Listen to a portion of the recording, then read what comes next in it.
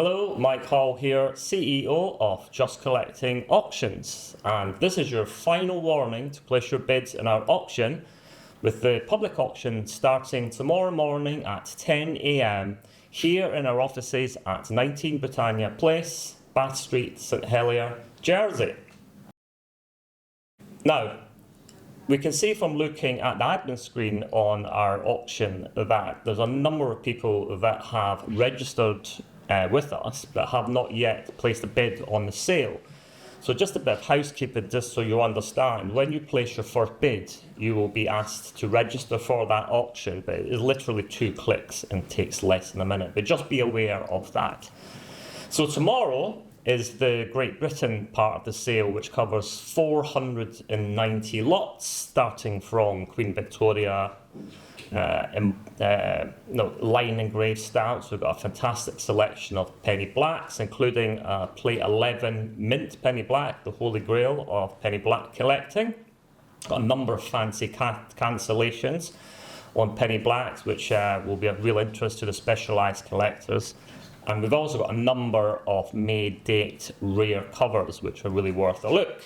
We then move on to the ill-fated, short-lived Queen embossed stamps with a major rarity from that area of collecting. And then the Queen Victorian surface printed stamps, which obviously are responsible for some of Britain's rarest and most valuable stamps. And what I'd say about the selection we have on offer in the sale is that they are all very fine quality examples, which is exceedingly difficult to do when collecting the surface printed stamps, so very much worth a look.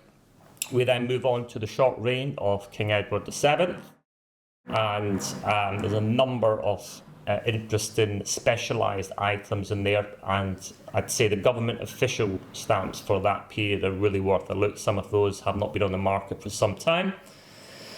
Then we're moving on to King George V, and we have a great selection of the famous seahorses stamps, all in great quality. And I'd also urge that you look at some of the PUC items that we have in that section, which are already showing significant online interest.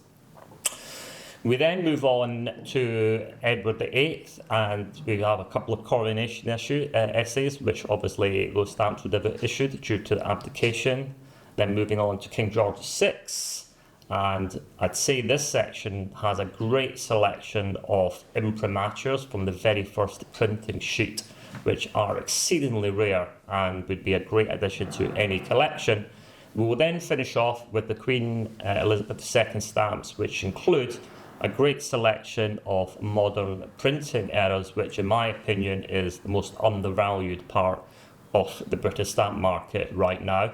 So whether you're a new collector in this area or looking to add to your collection, I'd say there's never been a better time to buy than right now. We'll probably never see prices like this again in our lifetimes, and this is the perfect time to buy.